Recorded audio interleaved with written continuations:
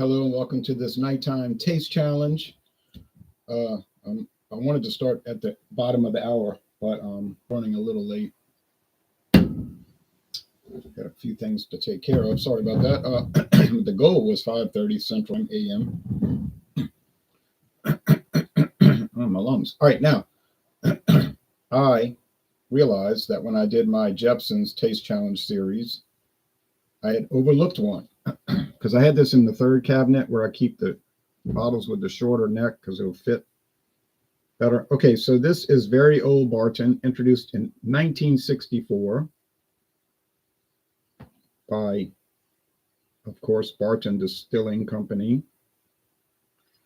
There's no website listing anymore. There was an old website that they never updated called Great Bourbons, but then in the last few months that was removed.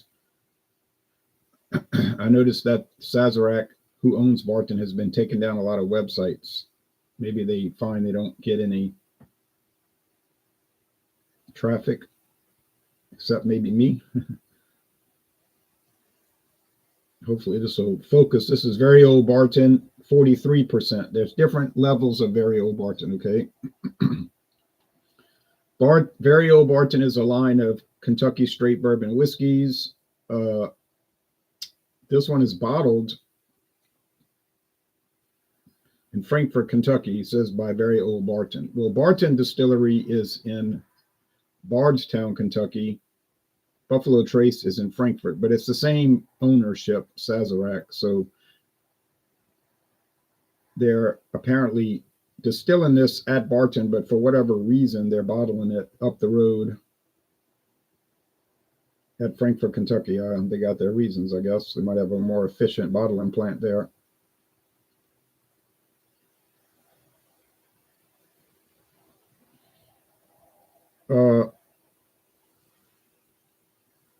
Man, this thing doesn't. It's VOB. That's what people call it in Kentucky. VOB, very old Barton. I bought this bottle in Pascagoula, Mississippi. I don't remember the name of the liquor store, but I do remember where it's located. So if somebody needs to know that, I can find out. Nice liquor store. They had the huge bottles, the big glass, which were cheaper per ounce, but I didn't really want that much of it. I said, I don't need this huge volume. I just want to see what it tastes like and try it out. I had done the 80 proof very old Barton. I think it has a red stripe instead of green, and I had a 375 of that. I bought that in Frankfort, Kentucky. It was nice. Kind of basic, but nice.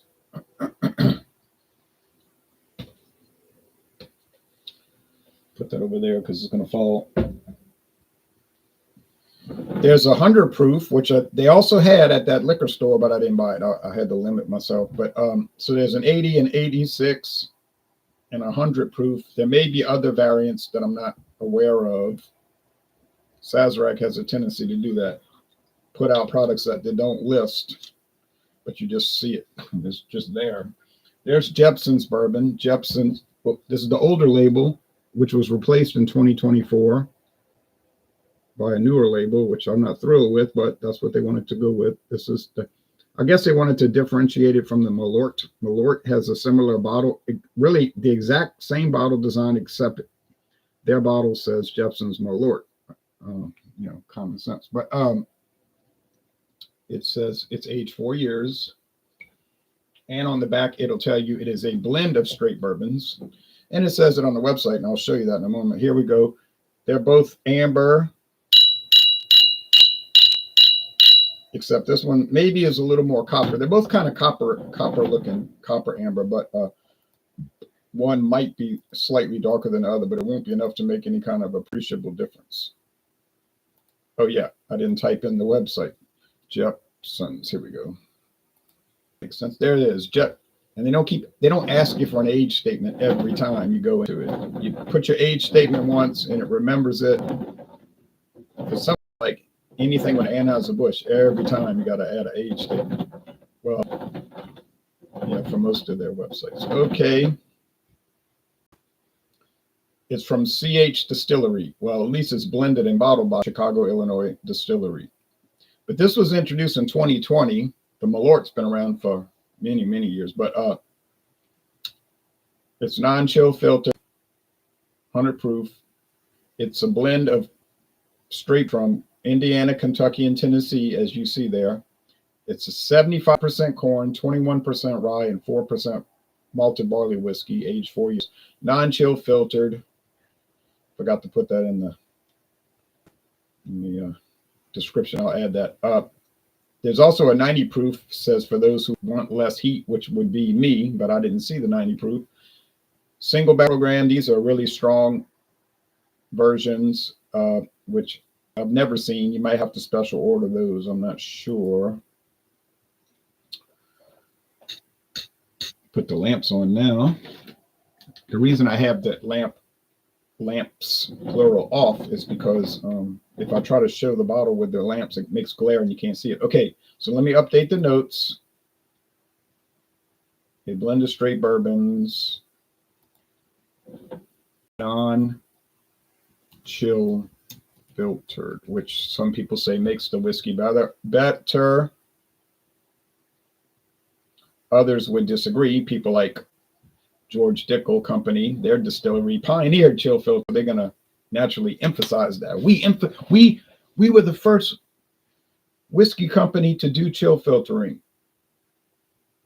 So in my experience, I haven't noticed any difference. I'm just going to tell you the truth. I haven't noticed any difference. Other people will say, oh, it makes a world of difference.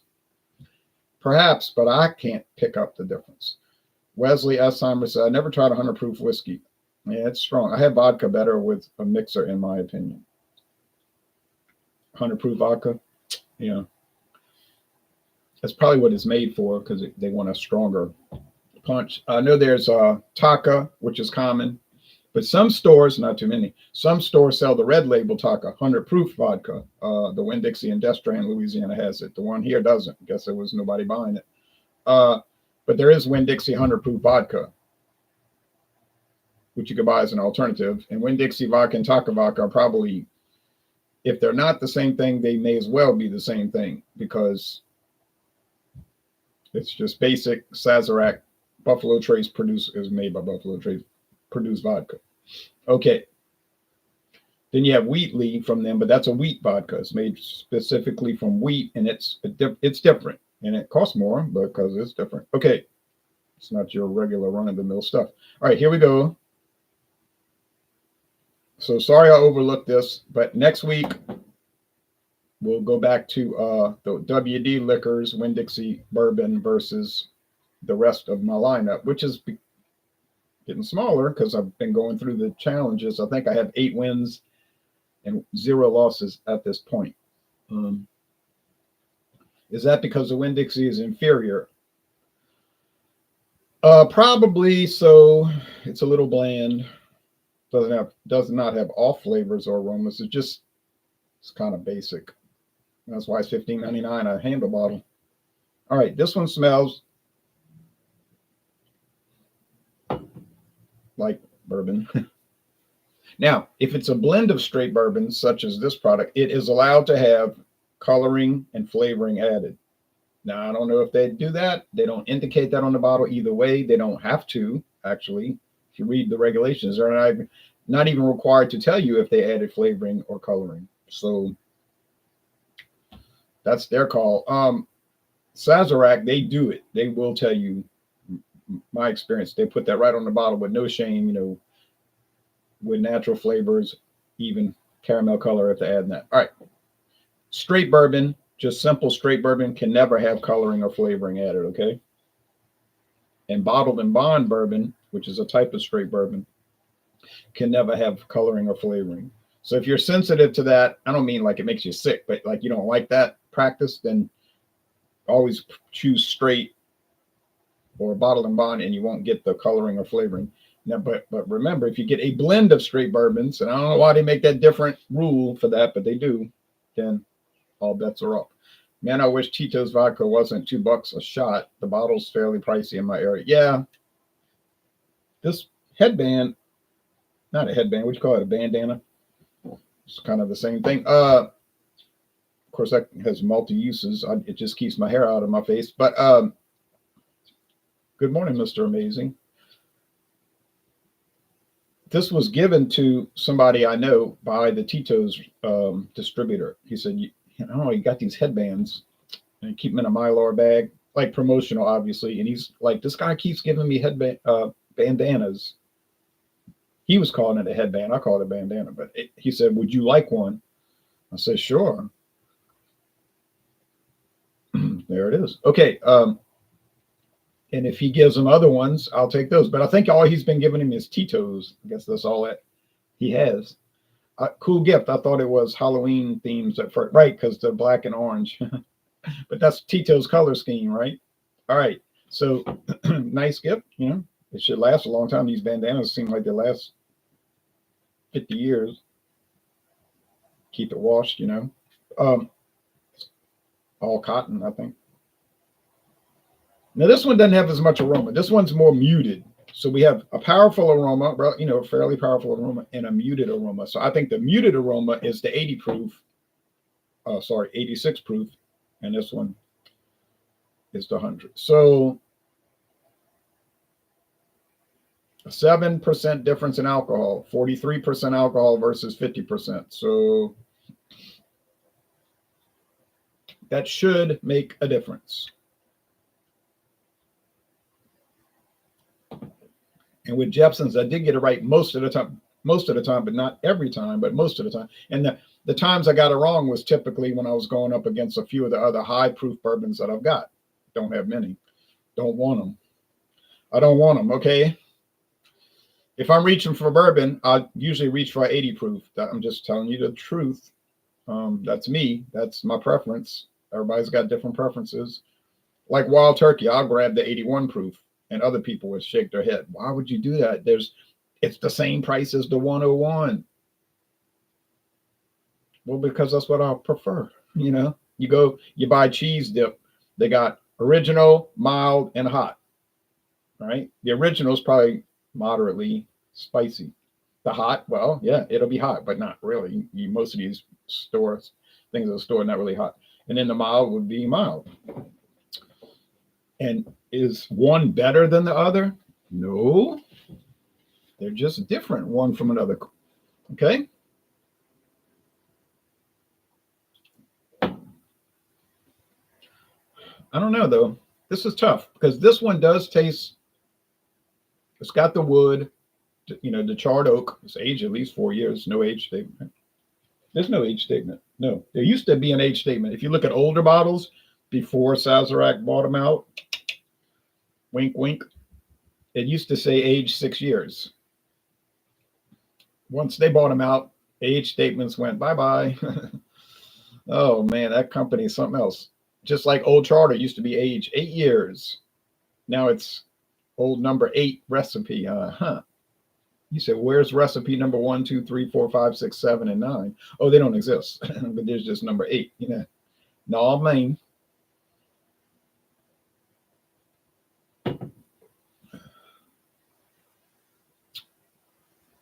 Same thing, sweet corn, charred oak. They both got that vanilla flavor. One might actually have vanilla flavoring in it. The other one certainly will not. Honeysuckle nectar, so forth. Now, I'll be honest, like I always try to be in these things, I don't find that Jeppson's appears to have natural flavoring. Okay, that does not seem to be the case. But these companies are very clever in how they flavor things when they do it, and they can do it where you won't. I think they can do it where you won't pick it up. Now, sometimes with some of the really cheap ones, Sazerac's garish about it. Like some of their very low-end Canadian whiskeys with natural flavor. I mean, it's off the chain with all this flavoring. It's like, come on, man. They should call it natural flavoring with whiskey. I mean, really, that's what it tastes like. It tastes like flavoring with some whiskey added, not whiskey with flavoring added. And it's like, how bad could this stuff be that they got to jack it up with all this?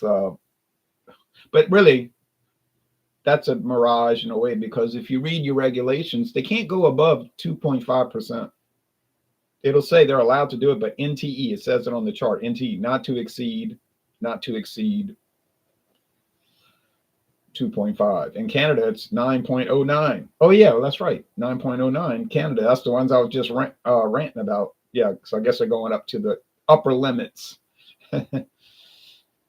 On the other hand, I've looked at Canadian whiskey regulations the last couple of years, maybe 3 years, and the new regulations, because they change in it all the time, they don't say anything about that. It used to very specifically say can't go above this. And it used to list what flavorings you could use. Brandy, bourbon. You can use bourbon as a flavoring. Wine. I mean, imagine all the flavor you could get from sherry wine or Madeira wine or port wine or who knows what kind of wine. But now it doesn't say that. And if you don't believe me, look it up. And I'm not like Archie Bunker saying just look it up. I mean, you could look it up. You type in on Google or Yahoo or Bing Crosby search engine. You type in Canadian whiskey regulation. First thing that's going to come up is Canada.gov, which is a primary source, the government of Canada. That's their regulation. I'm pretty sure they know what their regulations are. But it's very simple. All it says is may have natural flavors added, and that's it. It doesn't say how much. It doesn't say the source. Just say natural, which is a source. It has to come from nature. Like orange flavoring would be from oranges. I never heard the word garish. Adding a new word to my vocabulary. Oh, you never heard that word, garish? Yeah, it's like over the top bold, where it's almost like too much and unrefined, and they weren't careful with it. It's just like it, like an exaggerated amount that's not really proper. Cheers, Louisiana Liquor Reviews. Have a good weekend. You too, Tommy. Like people can have garish clothing, like it's not like it's flashy. It's like over the top flashy. You say, oh, you mean like NBA players when they're walking through the tunnel toward the court to go toward the locker room to go change. Right. Garish. Wearing glasses, but they don't have a prescription. Just big fancy glasses. Be all sparkling. My glasses be sparkling. But it's like you don't wear glasses. You don't have an eye problem. You have 20/20 vision. So why are you wearing glasses? Because they're trying to look stylish. But then in their mind, it looks cool, but everybody else watching it is thinking that the person looks like a clown. They're wearing a tailored suit that's using polka dots, or it's colored like a banana with a green belt and like purple shoes, leather shoes. And they're thinking, boy, I look so good. I look so good. But everybody watching it is like, you look like a clown. Did the circus go on a break?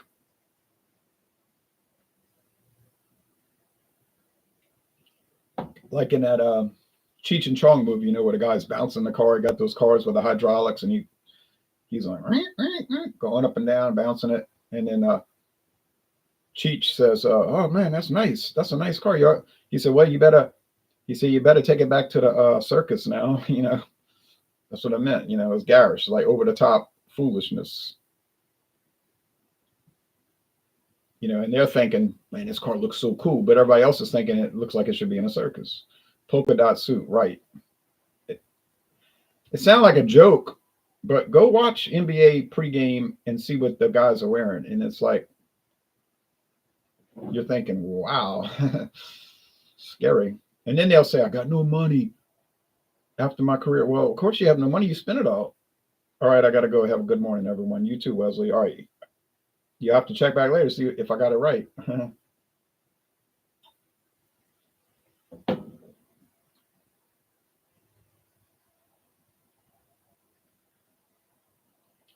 And a lot of those guys are victims, of their neighborhood, because they'll get money in a career, and all these hangers on come up, want to hang out with them, meaning they want them to buy everything for them.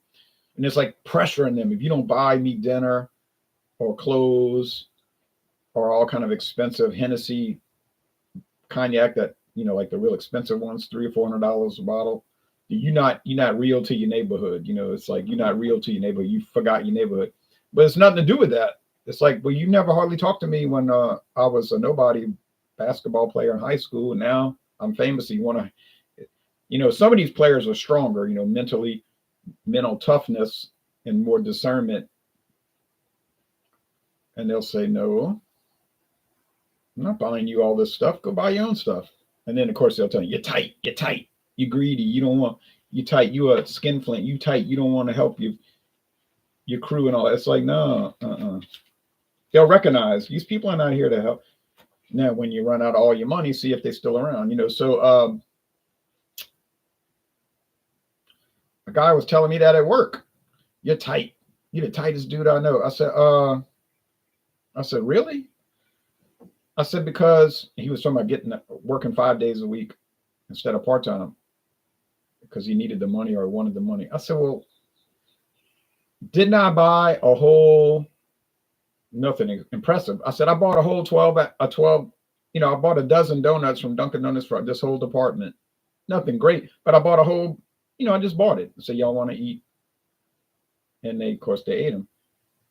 I said, when did you ever buy donuts for the whole department?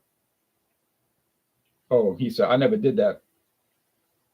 And his answer was, I don't eat donuts. Now, he obviously was avoiding the point or didn't get the point. The answer is he never bought anything for anyone in the department. Not a single person. Not that he didn't buy donuts for the whole department. He never bought anything, but he's going to tell everybody, he's going to tell another person he works with that they're tight. I said, how many times did I buy Kim lunch? We were going to eat lunch together, and I told her, don't worry about it, I'm going to buy it. I said, of course, she bought me lunch before, too. I said, nah, if I was tight like you claiming, I would never buy her lunch. Never. So I said, well, you need to think about what you're going to say before you say it. Good morning, Alex. All right, now back to this.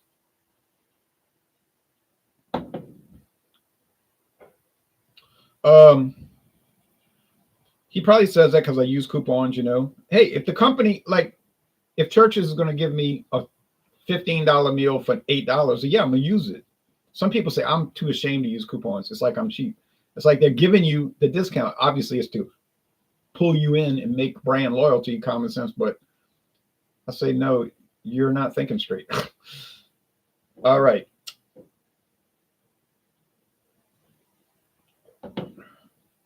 These are so close. This is amazing. It's an amazing comparison because I thought it would be so widespread, 100 proof, 86 proof. You just, in a snap, you got to tell them apart. But that's not the case. It's not the case. I'm going to try my best. Here we go.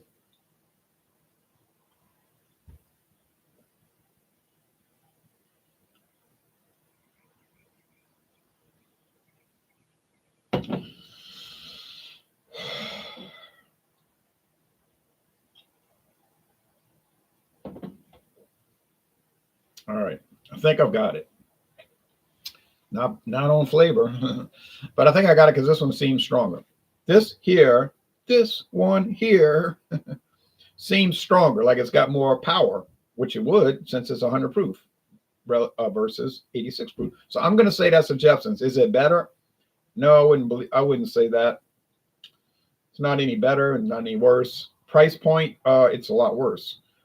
This is $29.99 at Rouse's. I can go to Rouse's today. Gotta leave my town because it's not in my town. I can go to Rouse's today and buy this $29.99.